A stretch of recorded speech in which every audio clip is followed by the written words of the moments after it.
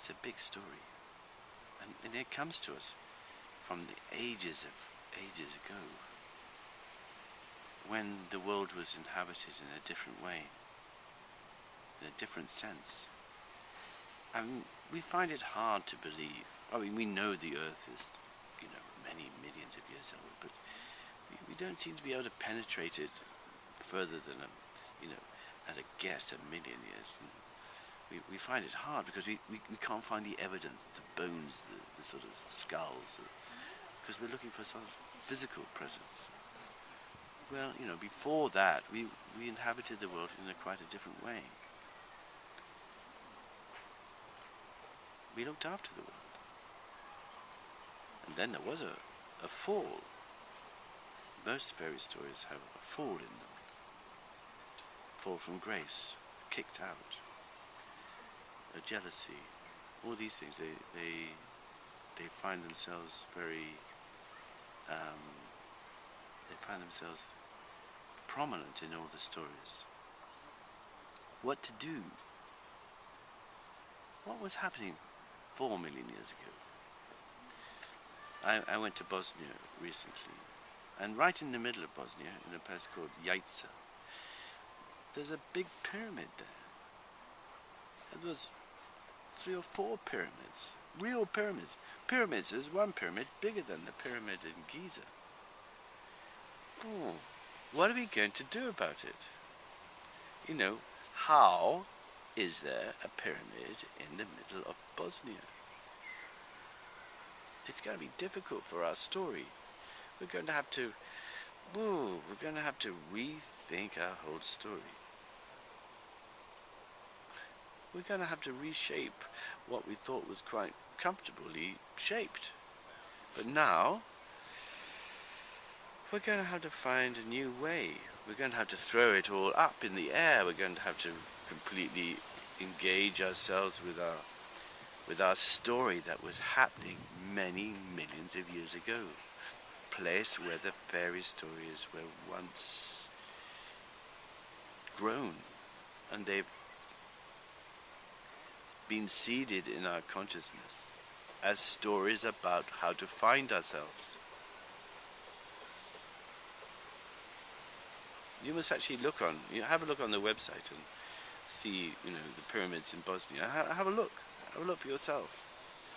Yeah, I don't know what it will be under Bosnian pyramids, maybe, or something like this, but look it up.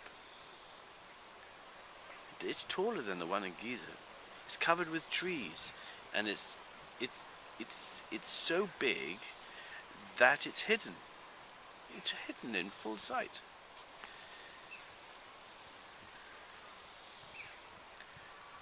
That's a story come true. That's a story that's real, and will make all the things that we have thought of as substance and history.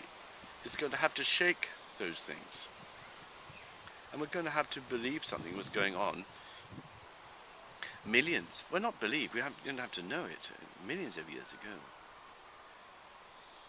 And what was happening in this perfect or different world?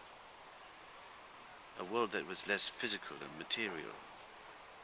Because we are very cut off from our stories. We are very cut off from our heart, our feelings. We're very cut off. I am cut off. I don't stand here completely at one with my feelings. There are many things in my own life which I need to connect with and understand. So that's why I'm here. I'm still learning lots.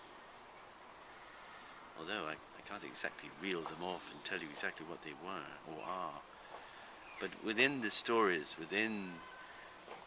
that we know as fairy stories, it's about light bodies that are lighter, bodies that are not so physical, about a world that's not so physical. And this is the world that it was as before. We became more physical and more material and more actual, to the point at which we don't believe in this past.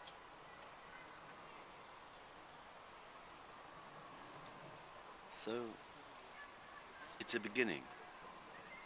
Maybe you can look at the website and look at the pyramids in Bosnia and start to wonder how they got there.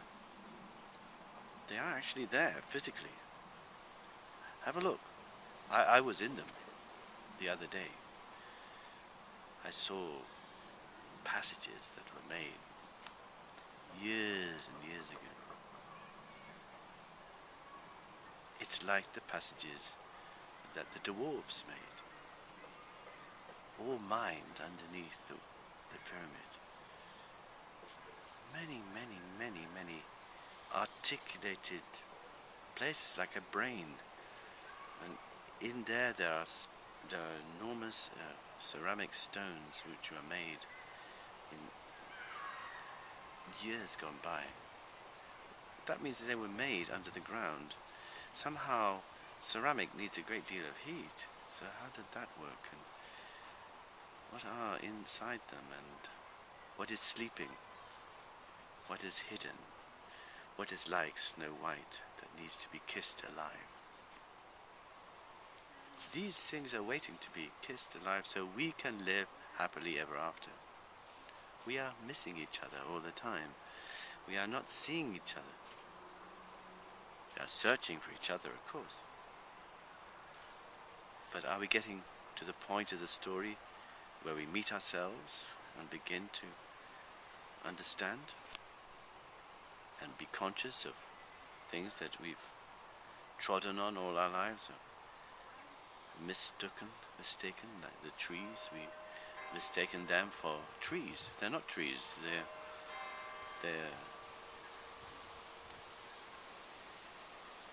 They are a relationship. It's hard for you to see that they represent planets, and they're like the emissaries from other worlds. Very hard for us to realize that all of nature is a great cacophony of emissaries and qualities and guides and movement, and we're supposed to be here as the prince or the princess to marry with the world and live happily ever after in it, because we understand where our ignorance has left us strangely bereft in a world that's full of magic, in a mind that's surrounded with diamonds that we think are useless. We yet don't know the price and the worth of our surroundings. And that's the biggest story. The story of how nature is a relationship. How we should be looking after the beings from other worlds. And all the other beings, they are here. We call them flowers, and we call them nature in a very wide and broad kind of way. We clip it and we hedge it and we grow it, but we still don't know, apart from the Latin names that we've given them. We don't know that they come from other worlds and want to be here with us, and are patiently waiting for our interaction. Normally we're cutting them down and making deck chairs out of them and doing some strange egotistical thing with them. Very patient, aren't they, really? Almost at breaking point. Why the world would almost stop before we understand that we're putting everything to the guillotine. It's a kind of revolution that somehow we got to wake from. We are asleep. What is the prince or the princess that will come and wake us so that we'll know ourselves? These are the stories that have been handed not just from generations but from ancestors and pre what we call history.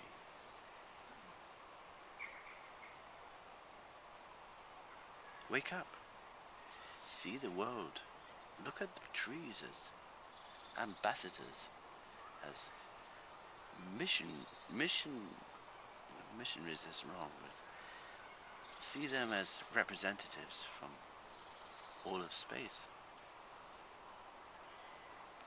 We live in a beautiful place, but we become reckless. We're just reckless. We're bored, reckless, and fed up, and lonely, and don't realize how much we are together, how much disquiet and how much twisted and bent qualities happened at the same time. That's the story. The story of the world. That's all in Snow White and the Seven Dwarfs. Not necessarily Disney, but it's in the eye. How we sacrifice. How we want to kill beauty. But there is something that keeps it alive. Just. Only just. The world is about to collapse. Can we wake and save ourselves? Good luck.